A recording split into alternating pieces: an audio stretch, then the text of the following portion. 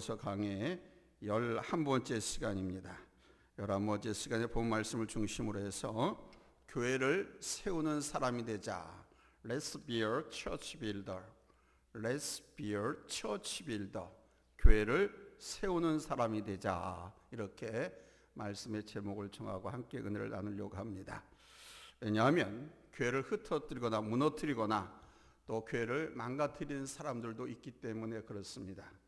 교회는 하나님의 집이고 이 지상에 세워주신 축복의 통로고 우리 하나님을 만나고 하나님의 은혜를 받는 귀한 축복의 장소인데, 이것을 사탄 마귀에게 이용을 당해서 사람들이 이 교회를 무너뜨리고 또는 흩어놓고 또는 망가뜨리기 때문에 그렇습니다. 오늘은 본 말씀 보니까 하나님의 마음으로 사도 바울이 너희는 교회를 세우는 사람이 되라, 이런 말씀을 주신 것이 있습니다. 그래서 그대로 제목을 삼아서 함께 은혜를 나누려고 합니다. 여러분, 한번 물어볼게요. 모든 포유동물 가운데서 가장 오랜 시간 잉태해야 하고 가장 성장이 더딘 동물이 무엇일까요? 사람입니다. 물론 코끼리처럼 22개월간 임신해야 하는 동물도 있습니다. 그러나 대부분의 동물들은 사람보다 짧습니다. 우리 주변에 있는 동물들을 보십시오. 송아지는 보통 8, 9개월의 임신기간을 거쳐서 태어나고요. 강아지는 평균 63일, 9주 만에 태어납니다. 그리고 병아리는 21일 만에, 3주 만에 알에서 부화합니다. 그리고 이 동물들은요, 태어나자마자 걸을 수 있고요, 조금만 자라면 스스로 살아갈 수도 있습니다.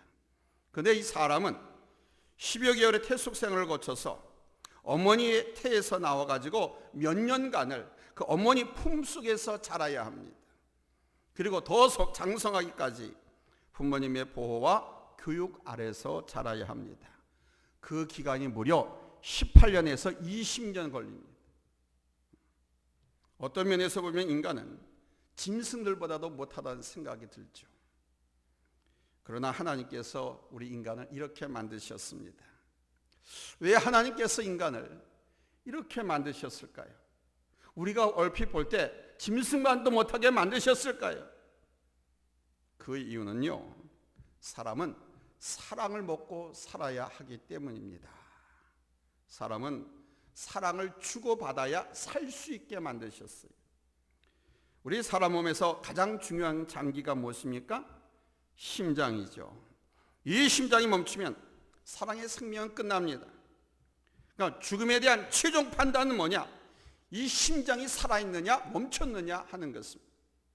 이렇게 심장이 몸의 기능 중에 가장 중요한 것 같이 우리 내면의 모든 감정을 비롯한 인격적인 성품 속에서 가장 중요한 것은 바로 이 사랑이라는 것입니다. 그래서 사람들은 사랑을 심장 모양으로 표현해서 실제는 하트 모양으로 상징하고 있지요. 여러분, 톨스토이가 쓰인 사람은 무엇으로 사는가라고 한 단편소설 읽어보셨습니까? 대개 여성들은 다 이게 중고등학교 시절에 다 읽더라고요. 남자들은 잘 안 읽어. 나 같은 놈이나 읽지. 대개 여성들은 다 중고등학교 시절에 다 읽더라고요. 여러분 읽으셨지요? 거기 안 들어가요? 대단하신 분들이에요. 이 작품에서 한 불쌍한 여인이 있는데요, 천사가 이 여인을 동정합니다. 하나님께서 불쌍히 여기지 말라고, 도와주지 말라고 그랬는데 미하엘 천사가 이 여인을 불쌍히 여기고 동정해 줍니다. 즉 하나님을 거역하는 이야기가 나옵니다. 하나님을 거역한 벌로 인간 세계에 내려와서 풀어야 할 과제를 하나 받습니다. 그 과제를 풀어야만 다시 하나님 곁으로 천상으로 올라갈 수 있는, 그 문제가 뭐냐? 사람은 무엇으로 사는가 하는 문제입니다. 너 이 문제를 풀어야 다시 하늘로 올라올 수 있다. 이렇게 해서 지상으로 내쫓았습니다. 미하엘 천사는 땅에서 한 구두수송공, 가난한 구두수송공의 도움을 받아서 살아가면서 그래, 사람은 사랑으로 사는 거구나, 이걸 깨닫습니다. 이거를 깨닫는 순간 이 미하엘 천사의 등 뒤에서 후광이 쫙 비치고 황금빛 날개가 돋아나면서 하늘로 올라갔다고 하는 얘기입니다. 사람은 단 2주일만 아무도 사랑하지 않고 그누로부터 사랑을 받지 못하면 정신분열 증세를 일으킨다고 합니다. 사람은 밥을 먹고 사는 존재가 아니라 사랑을 먹고 살기 때문이죠. 하나님께서 우리 인간을 이렇게 지으셨습니다. 그렇다면 우리는 나를 위한 존재가 아니라는 것입니다. 사람이 사랑으로 살아간다고 하는 것은 곧 나를 위해 사는 것이 아니라 다른 사람들을 위해서 사는 존재이기 때문입니다. 오랜 시간 동안 사랑받는 것은 바로 사랑하는 법을 배우게 하기 위해서입니다. 한두 번, 1, 2년 부모가 사랑하는 건 기억지도 못해요. 간혹가다 잘못하면 되게 혼낸 거 있으면 그냥 엄하고 무서운 부모 밑에 자랐다라고 커서도 말하잖아요. 그 많은 사랑을 받았음에도 불구하고 그 사랑을 기억하지도 못하고 사랑을 나눠주지도 못하고 실천하지도 못하고 사는 사람들이 대부분이거든요. 그래서 부모님이나 나를 사랑해주는 많은 사람들을 통해서 여러분 사랑을 받았기 때문에 오늘 우리가 존재하는 것입니다. 부모님이나 누군가가 나를 사랑해주지 않았다고 하면 존재할 수가 없어요. 굶어 죽었다든가 아니면 흔적도 없이 누군가에 의해서 이 땅에서 사라졌을 수도 있습니다. 수많은 테러 분자들, 강도 살인자들, 얼마나 나쁜 놈들이 많이 있습니까? 그러니까 오늘 우리가 있다는 것은 그래서 이제 나도 주어야 한다는 것을 의미하는 겁니다. 나도 베풀어야 하고 나도 다른 사람들을 위해서 살아야 한다는 것을 뜻하는 거예요. 여기서 첫 번째 대지입니다. 사람은 더불어 살고 이타적인 삶을 살 때 행복을 느끼게 만드셨어요. 우리의 삶은 결국 이것입니다. 우리가 존재하는 것은 나를 위해서가 아니라 다른 사람을 위해서 내가 있는 것입니다. 오랜 시간 동안 사랑을 받으면서 자라온 사랑하게 하기 위해서 오랫동안 사랑을 준 거예요. 그걸 좀 배워가지고 너도 그렇게 살라고 서로 베풀면서 살아가게 하기 위해서 하나님은 우리 인간을 다른 짐승들과 달리 그렇게 만드신 겁니다. 그리고 바로 거기서 행복을 얻고 기쁨을 얻게 하기 위해서요. 나를 위한 삶을 살려고만 한다면 우리는 언제까지나 행복할 수 없고 만족을 누릴 수도 없습니다. 제가 오늘 이 말씀을 준비하면서 지금까지 행복에 대해서 모아놓은 수십 건의 여러 가지 자료들을 그걸 다 살펴보았어요. 그러다가 아주 매우 의아스러운 것을 하나 발견했습니다. 그건 뭐냐면 많은 사람들 그리고 미디어에서 제공하고 있는 행복의 요소들은 모두가 다 자기 자신을 위한 자기 개발을 해라. 너 행복하게 살려거든. 그리고 여가를 즐겨라. 그리고 너 관리를 잘해라. 이런 자기 관리 등에 집중되어 있었습니다. 그러나 미국의 뉴스위크의 편집장인 그레그 이스터브룩이 주장한 그 양반이 행복이라고 하는 것은 정말 특이하고 맞는 것 같았습니다. 그는 이렇게 말합니다. 세상이 점점 더 잘 살게 될 수도 불구하고 사람들은 행복해하지 않고 오히려 옛날이 더 좋았어. 그러면서 옛날을 동경하고 오늘 이 시대를 힘들고 어렵게 생각한다고 말을 하더라고요. 고개가 끄덕여지는 얘기입니다. 많은 사람들이 옛날이 좋았어 얘기를 합니다. 더 잘 살게 되었는데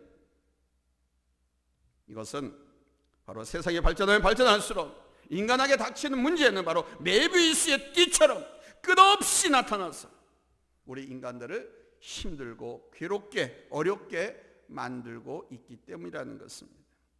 때문에 이 시대의 사람들은 욕구의 만족이 아니라 의미의 충족을 가지는 것이 행복이다 이렇게 말하는 겁니다.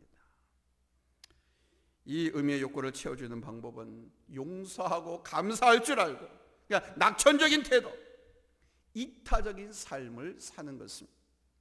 다른 사람의 기쁨, 다른 사람들의 유익, 다른 사람들의 행복을 위해서 내가 이 일을 하고 내가 이 삶을 산다는 의식으로 우리가 한번 살아보자는 겁니다.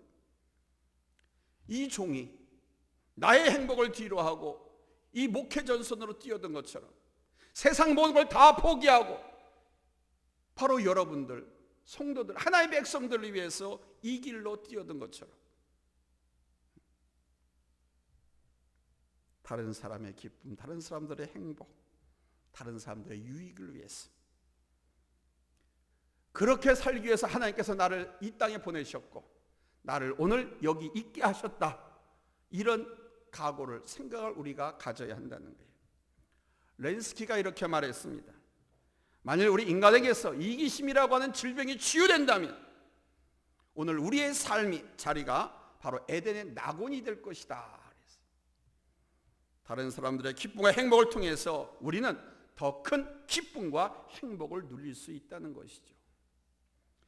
예수님께서 공생의 마지막 날을 보내시면서 마가의 다락방에서 최후의 만찬을 하시기 전에 제자들의 발을 먼저 씻기셨습니다.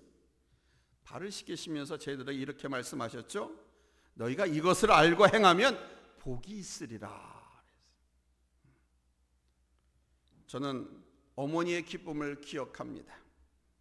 어머니는 한 번도 자신의 만족을 위해서, 당신의 유익을 위해서 사신 적이 없습니다. 자식들이 기뻐하면 그건 어머니의 기쁨이었습니다. 음식을 만들게 아주 맛나게 만들어 놓으시고 우리가 맛있게 먹으면 당신 드시지도 않았으면서 배부르다고 하셨고 또 우리가 맛있게 먹는 것 그 자체로 기뻐하셨습니다. 당신의 섬김으로 이웃과 교회 성도들이 기뻐하고 행복해하는 그 모습에서 더 큰 기쁨과 더 만족을 얻으셨습니다. 누구보다도 행복해 하셨습니다. 지금도 저희 어머니는 어제도 만나 뵙고 왔습니다만 교회는 어때? 성도들 다 잘 있어?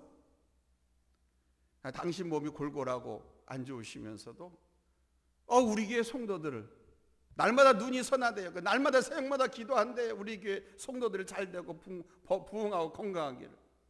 이게 물어보시더라고요. 그래서 내가 어려워요, 힘들어요 그러면은 인상이 그래도 하나님은 내 기도 다 들어주셔. 지금까지 한 번도 안 들어주신 적 없어. 잘 될 거야. 그래서 좋은 소식을 말씀드리면 그렇게 행복해하시고 그렇게 기뻐하셔요. 왜 그러냐? 바로 하나님은 우리를 그렇게 만드셨기 때문입니다.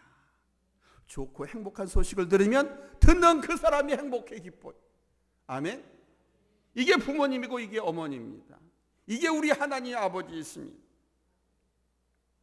그러므로 두 번째 점입니다. 바로 이런 삶을 사는 사람이 주도적인 삶을 살게 된다는 것입니다. 오늘 말씀을 보십시오. 사도 바울이 빌립보 교회사를 보내어서 그 교회를 더 굳건하게 세우려고 했습니다.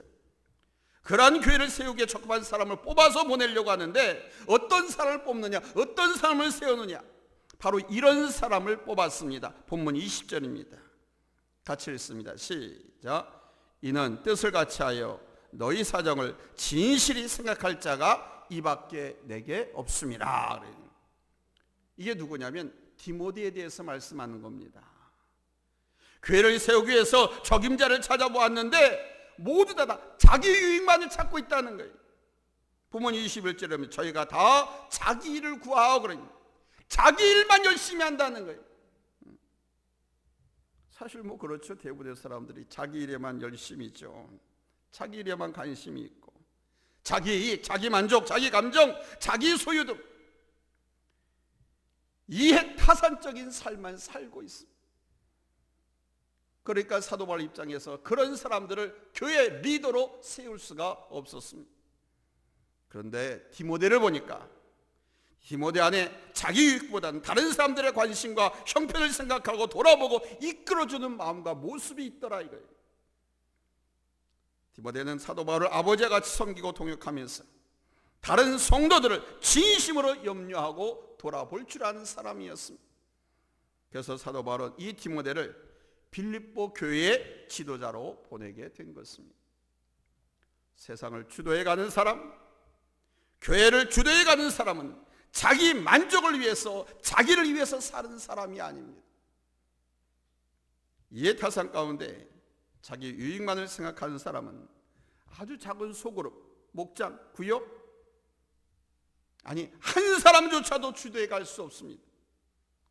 자기 가족들조차도 이끌어 나갈 수가 없어요. 자기 유익만을 위해서 사는데 어떤 자식이, 어떤 가족이 그를 따릅니까?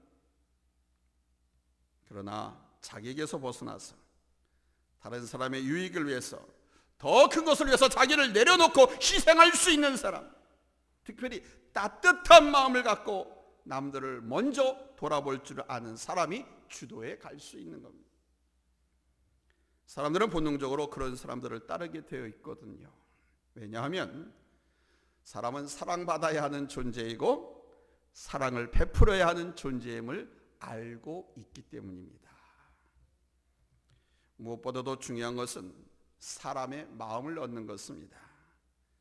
내 지식과 내 경험과 내 조건이 사람을 얻는 것이 아닙니다. 진정으로 사람을 얻는 힘은 자기 유익, 자기 이해관계 속에서 사는 것이 아니라 다른 사람들을, 또 교회를 더 큰 것을 먼저 생각하는 마음과 사람들을 아끼고 사랑하고 받아주는 따뜻한 마음입니다. 그래서 그 마음으로 사람들을 인도하고 이끌어가는 것이죠. 이 세상에서 가장 주도적인 삶을 사셨고 지금도 그렇게 살아가시는 분은 예수 그리스도이십니다. 우리 예수님께서 그렇게 하실 수 있었던 것은 당신 스스로 자기를 비우시고 낮아지셔서 십자가에서 죽기까지 복종하심으로 진정한 구세주가 되셨기 때문입니다. 이에 이렇게 말씀합니다. 빌립보서 2장 9절로 11절. 주님께서 그렇게 당신을 낮추시고 죽기까지 복종하셨기 때문에 이렇게 말씀합니다. 이러므로 하나님이 그를 지극히 높여 모든 이름 위에 뛰어난 이름을 주사 하늘에 있는 자들과 땅에 있는 자들과 땅 아래에 있는 자들로 모든 무릎을 예수의 이름에 꿇게 하시고 모든 입으로 예수 그리스도를 주라 시인하여 하나님 아버지께 영광을 돌리게 하셨느니라. 요즘 리더십으로 부상되는 과목이 뭔지 아십니까? 서번트 리더십입니다. 섬김의 리더십입니다. 제가 10여 년 전부터 주창하고 우리 재직 세미나 때 우리 재직들에게 강조했던 섬김의 리더십. 이 섬김의 리더십은 바로 우리 예수님의 리더십에서 나온 것입니다. 예수께서 하나님이신데 사람 몸을 입고 이 땅에 오셨잖아요. 우리를 위해서. 우리 죄를 대신해서 십자가에 달려 돌아가셨잖아요. 죽기까지 복종하셨잖아요. 성부 하나님께. 이게 예수님의 섬김입니다. 그런 그를 하나님께서 지극히 높이셔서 모든 사람들의 그분 이름 앞에 무릎 꿇게 하셨고, 아멘. 모든 입으로 예수를 주라고 신하게 만들었잖아요. 아멘. 오늘 이 세상에서 가장 지지받고 또 필요한 리더십이 바로 이 섬김의 리더십인 겁니다. 오죽하면 제가 그랬지 않습니까? 섬기는 자가 왕이다라고. 군림하는 자가 왕이 아닙니다. 섬기는 자가 왕입니다. 통치하는 자가 대통령이 아닙니다. 국민을 낮은 자세로 섬기는 자가 대통령이지. 사랑하는 여러분, 주도적인 삶을 살길 원하십니까? 전 여러분이 이 세상에서 또 이 교회 안에서 주도적인 역할을 감당하는 사람들이 되기를 원합니다. 앞으로 더 큰 일을 해야 합니다. 여기서 여러분들이 주도적인 사람들이 되기를 원합니다. 여러분들은 주님의 마음으로 사람들을 돌아보시고 또 따뜻한 마음으로 받아주시고 그들을 잘 이끌어가는 사람이 되시기 바랍니다. 우리는 예수님의 마음을 늘 잊지 말아야 돼요. 예수님의 마음이, 예수님의 모습이 바로 그랬거든요. 섬김의 리더십. 아멘. 여러분이 그렇게 보잘것없고 교회 늦게 오고 실수를 많이 한 사람이라 할지라도 따뜻하게 안아주고 받아주고 포용하고 잘 위해서 기도해주고 사랑해주고 격려해주고 타이르고 하면서 양육하면 그것이 여러분의 섬김이에요. 그분들이 여러분을 존경하는 거예요. 하나님께서 그분들이 여러분을 존경하도록 여러분을 높여주십니다. 아멘. 그러나 가르치기만 하려고 지시하기만 하려고 하면 절대로 그들은 여러분을 존경하지 않습니다. 그렇게 기도해주고 사랑으로 용납하고 설득하고 보듬어주고 인도해주고 아멘. 그러면서 하나님의 말씀으로 양육하고 인도하고 그렇게 이끌어주면 그들이 고마워하고 감사하고 그들도 하나님의 교회 일꾼으로 서게 되는 것입니다. 하나님의 일꾼으로 서게 되면 바로 하나님께서 그와 그의 가정과 그의 섬기는 생업에 복을 주시는 거 아닙니까? 왜 일꾼을 세운다고 그랬습니까? 사랑하고 신뢰하고 충성되게 여기셔서 복받게 하시려고 주신다 그랬죠. 일꾼을 세우는 것은 은사를 주시는 겁니다. 은사는 나쁜 것이 아닙니다. 좋은 것입니다. 그래서 사모하라고 그랬습니다. 그래서 사모하는 자에게 하나님께서는 은혜를 주시는, 축복을 주시는 거예요. 바로 이렇게 섬기는 사람이 세 번째 대지입니다. 하나님의 교회를 세워가는 것입니다. 본문 19절과 20절 말씀을 부분적으로 보면은 내가 디모데를 속히 너희에게 보내기를 주 안에서 바람은 그가 나와 함께 복음을 위하여 수고하였느니라. 디모데가 나와 함께 복음을 위해서 수고했기 때문에 내가 그를 너희 교회 지도자로 보낸다, 이런 뜻입니다. 복음을 위해서 할 수고, 여러분 얼마나 힘든지 압니까? 죽을 고비를 한두 번 넘기는 게 아니에요. 못 먹고 굶고 멸시받고 갈시받고 복음을 위해서 수고했다고 하는 것은 바로 그거예요. 사도 바울이 빌립보 교회를 생각하면서 저 교회를 온전히 섬기고 든든히 세울 사람이 누가 있을까 생각할 때 바로 이 디모데밖에 없다는 것을 깨달은 것입니다.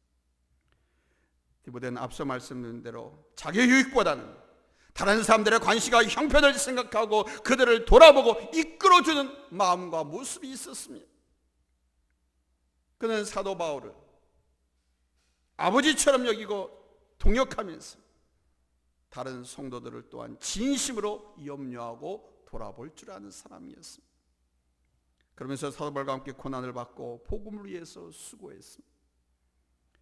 디모데의 이런 마음과 수고는 교회를 세우고 교회를 더 온전케 할 수 있는 능력이 있었기에 사도 바울은 지체 없이 이 디모데를 빌립보 교회에 보내기로 전달한 것입니다. 교회가 서가는 데 있어서 정말 필요하고 중요한 것은, 교회가 부흥하고 성장하는 데 있어서 정말 필요하고 중요한 것은 바로 리더들이, 교회 장로, 권사, 집사, 목장, 강사, 기관장, 교회 리더들이 진심으로 교회 성도들을 염려해주고 기도해주고 돌아봐주고 위로하고 격려하고 가르치고 양육하는 데 있습니다. 그러니까 나만 혼자 교회 나와서는 안 되는 거예요. 그리고 우리 전체가 서로를 진심으로 염려해주면서 서로 돌아보고 사랑과 선행을 격려하면서 같이 가는 것입니다. 그래서 히브리서 10장 24절에서 이렇게 말씀합니다. 서로 돌아보아 사랑과 선행을 격려하며 모이기를 피하는 어떤 사람들의 습관과 같이 하지 말고 오직 권하여 그날이 가까움을 볼수록 더욱 그리하자. 그래서 오직 권하여, 뭘 권하느냐? 서로 사랑할 것을, 용서하고 용납하고 받아주고 또 착한 일, 선한 일을 서로 격려하고 모이기를 피하는 어떤 사람 습관 같이 하지 말고 열심히 모여라, 열심히 기도하고 열심히 예배드리고, 이걸 형식적으로나 습관적으로 마지못해 하지 말고 오직 권하여 열심으로 모여라, 열심으로 서로 사랑하라. 교회는요, 그냥 예배만 달랑 드리고 끝나는 것이 아닙니다. 자기 사역만 하고 마는 그러한 곳이 아닙니다. 교회는 하나님의 가족으로서 하나님의 가족들이 모이는 것, 함께 모이는 것입니다. 그래서 서로서로를 위해서 생각해주고 돌아보고 가족과 같이 자라나야 하는 것입니다. 그래야 교회가 진정한 교회의 모습을 갖추게 되는 것이고, 교회에서 힘들고 어려웠던 사람들이, 상처받았던 사람들이, 인생을 포기하려고 했던 사람들이 하나님의 사랑을 발견하고 새 생명으로 잉태되고 태어나서 꿈과 비전의 사람으로 살아가게 되는 것입니다. 여러분, 초대교회 안에 왜 그 많은 사람들이 날마다 더했는지 한번 생각해 보십시오. 주의 종들에 의해서 이적과 표적이 나타나서 그랬을까요? 물론 그런 영향도 있었습니다. 그러나 무엇보다도 초대교회가 날마다 부흥하고 성장했던 것은 교회 안에서 진정으로 하나님의 사랑을 발견했기 때문입니다. 사랑은 딴 거 없습니다. 섬김입니다. 사랑은 다른 데 있지 않습니다. 희생하는 데 있습니다. 사랑은 딴 데 있는 것이 아닙니다. 손해볼 줄 알고 희생할 줄 알고 나보다 못한 사람들을 섬기는 데 있습니다. 나보다 힘 있는 사람, 부자를 섬기는 것은 섬기는 게 아닙니다. 그거는 종노릇하는 것이죠. 이 땅의 교회들은 하늘에 속한 교회와 땅에 속한 교회로 분류할 수 있습니다. 성도들도 하늘에 속한 사람들과 땅에 속한 사람들이 있습니다. 양떼들이 있는가 하면 염소떼들이 있다고 그랬습니다. 구원받을 하나님의 자녀들이 있는가 하면 구원받지 못할 사람들이 있다고 그랬어요. 교회 아니에요. 땅에 속한 교회는 땅의 가치와 땅의 방식, 땅의 흐름, 세태의 흐름에 따라서 이끌려갈 뿐입니다. 그러나 하늘에 속한 교회는 하늘의 방식과 하늘의 가치 속에서 하나님 나라의 공동체를 이루려고 하는 겁니다. 그것이 가장 온전히 두드러지게 나타나는 것이 바로 사랑으로 섬기는 교회 공동체입니다. 사랑하는 성도 여러분, 오늘 말씀을 들으시면서 나는 어떤 사람이라고 생각하셨습니까? 윌러 휠러 월콕스가 말하는 이 세상에 있는 두 가지 부류의 사람들에 대한 이야기를 통해서 마지막으로 정리 한번 하려고 합니다. 그는 말합니다. 오늘날 이 세상엔 두 부류의 사람들이 있다고. 그러나 부자와 가난한 사람은 아닙니다. 한 사람의 재산을 평가하려면 그의 양심하고 건강 상태를 알아야 되기 때문입니다. 겸손한 사람과 거만한 사람도 아닙니다. 짧은 인생에서 잘난 체하며 사는 사람, 그런 사람을 사람으로 칠 수 있을까요? 없습니다. 행복한 사람과 불행한 사람도 아닙니다. 유수 같은 세월, 누구나 웃을 때도 눈물을 흘릴 때도 있으니까요. 내가 말하는 이 세상 사람의 두 부류란 짐 들어주는 자와 비스듬히 기대는 사람입니다. 짐 들어주는 자와 비스듬히 기대는 사람. 여러분은 어느 쪽입니까? 무거운 짐을 지고 힘겹게 가는 사람의 짐을 들어주는 사람입니까? 아니면 나에게 당신 몫의 짐을 지우고 걱정 근심 끼치며 기대는 사람입니까? 진정으로 행복한 사람, 이 세상을 주도해가는 사람, 교회를 세운 사람은 누구일까요? 누가 하늘에 속한 사람일까요? 하나님께서 여러분을 이 자리로 부르셨습니다. 오늘 이 말씀을 통해서 저는 여러분들이 그 자리에 우뚝 서 있기를 원합니다. 주님을 배우고 주님 마음을 가지고 주님의 그 은혜와 능력을 힘입어서 서로 돌아보고 서로 섬겨주고 사랑함으로써 더 큰 행복을 얻고 섬겨줌으로써 행복을 느끼고, 아멘.